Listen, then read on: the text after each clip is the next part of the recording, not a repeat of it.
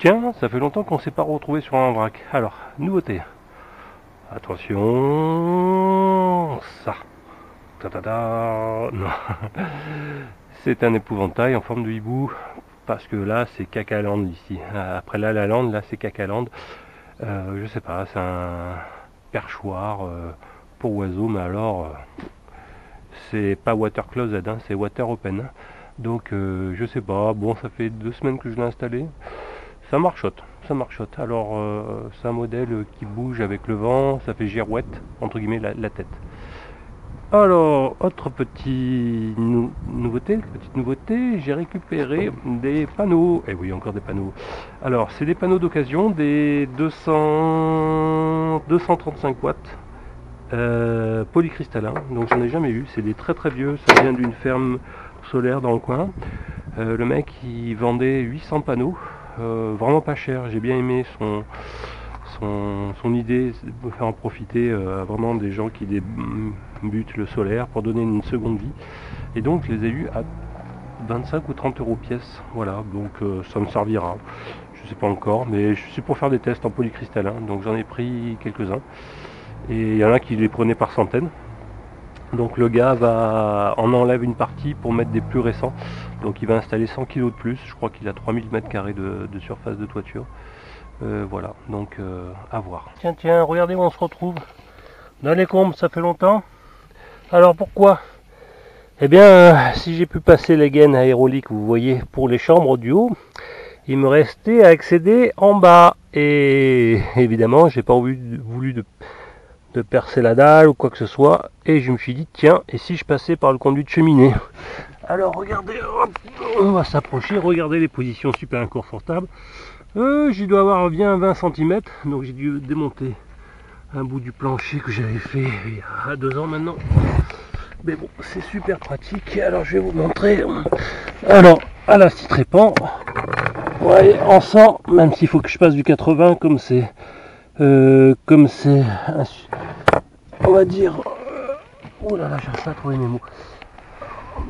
Alors, regardez, je rampe là, oui, séquence Nicolas Hulot, Choya. Alors regardez, j'ai le trou dans le conduit de cheminée. Voilà, du sang, c'était mariole, c'était la brique réfractaire. Bon, au pire des cas, je pourrais reboucher si pour X ou Y raison. Donc voici le conduit de cheminée, voilà, que j'ai percé avec la trépant de sang. Idéalement, il faudrait que j'en fasse un deuxième un peu à droite. Donc j'ai dû monter cette planche là qui est là. Donc c'est pas, ça va, c'est cool.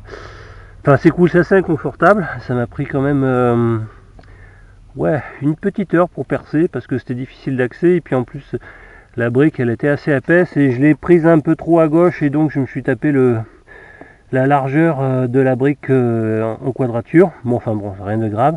Donc je vais pouvoir passer ma gaine, voilà. Donc maintenant je traverse le premier étage et j'arrive au plafond du salon. Donc voilà, ça c'est cool. Enfin normalement, sinon j'aurais percé ça pour rien. Au pire des cas, je pourrais boucher. Donc j'ai récupéré les morceaux. On sait jamais si j'ai besoin de les recoller ou que sais-je encore. Voilà. Donc il me reste à passer la gaine à travers le conduit pour atteindre le rez-de-chaussée. On se retrouve dans les combles après le travail effectué, quasiment. Donc déjà j'ai repris toutes mes gaines aéroliques qui vont dans les chambres et comme vous avez compris, celle qui va maintenant dans le salon en passant par le conduit de cheminée. Alors j'ai voulu gagner quelques performances avec comme métrique le débit d'air en mètres par seconde avec un petit anémomètre en sortie de bouche d'insufflation. Et moralité, j'ai réussi à gagner entre 60 et 20, même 2 mètres de gaine en les étirant, les mettant le plus droite possible. À la sortie du plénium, et ça se traduit forcément par des gains. Alors tiens, petite information sur ces gaines isolées. Alors c'est double gaine en fait, vous avez une gaine en 80 à l'intérieur, en aluminium, et tout autour de la laine de verre, et en périphérie vous avez cette deuxième couronne, deuxième gaine. Alors ce qu'il faut savoir, c'est que la gaine intérieure qui est en alu, en fait elle a l'air d'être pas forcément 100% étanche, et donc du coup bon, avec l'isolant, il n'y a pas de souci, mais je vais vous expliquer pourquoi ça a eu de l'importance. Parce que souvenez-vous, alors je vais me diriger, vous voyez, j'ai retracé un peu les courbes, j'ai fait des accès plus directs, et voici la fameuse gaine qui va au salon, donc elle fait plus de 8 mètres. Et ce qu'il faut savoir, c'est que j'ai galéré, mais comme un fou, pour insérer dans le trou que je vous ai montré, dans le conduit, que j'ai percé en 100, j'aurais dû percer en 110, mais en fait j'avais pas la place, donc j'ai fait ce que j'ai pu. Et je vais vous montrer un peu le problème, c'est que j'ai essayé de percer. Alors, au bout, vous avez la gaine qui rentre dans le conduit, j'espère que vous allez voir en brique, la brique là. J'ai percé un 100, et le truc c'est que j'ai essayé d'insérer cette gaine à travers ce trou, est impossible. Pourquoi? Parce que ça ripé, comme c'est flexible, ça se gondolait, et puis ça bloquait, ça faisait bouchon quoi.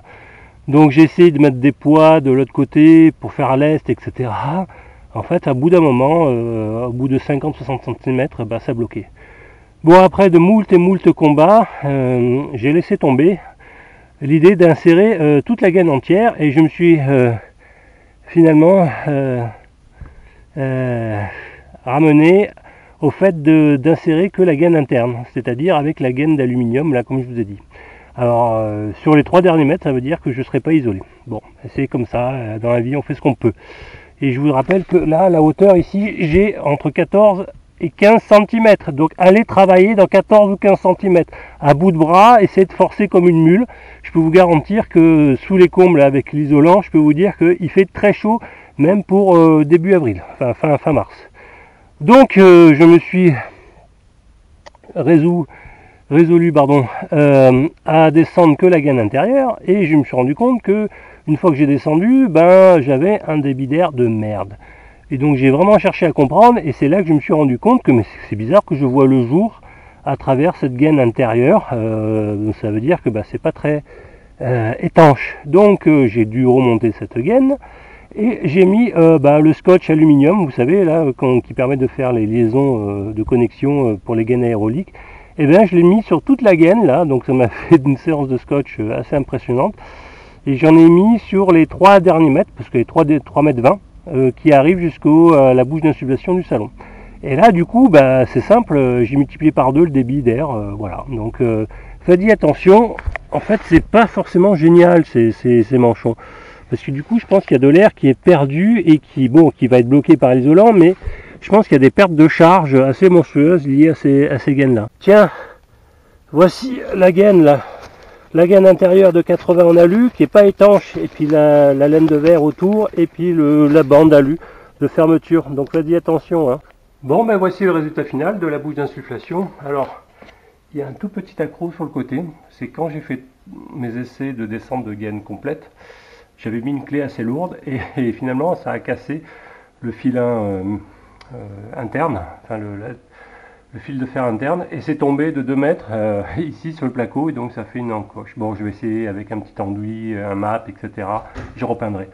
Bon, enfin c'est pas grave, c'est pas super visible. Donc voici la bouche d'insufflation, voilà, ouverte, et j'ai au bout de 8-9 mètres, j'ai 4,5 mètres secondes, ce qui est pas mal, ce qui est vraiment franchement pas mal sur des bouches de 80. Donc bon, après pour brasser cette pièce là il me faudra un paquet de temps, mais c'est mieux que rien. Et avant j'avais dans mes premiers essais j'avais 2,1 mètres secondes, là je suis voilà 4,4, un truc comme ça, 4,5 mètres secondes. Donc j'ai plus que doublé, et donc ça valait le coup d'insister et de réisoler cette gaine interne de 80. Donc voilà pour information. Allez, je vous dis à très bientôt pour un vrac.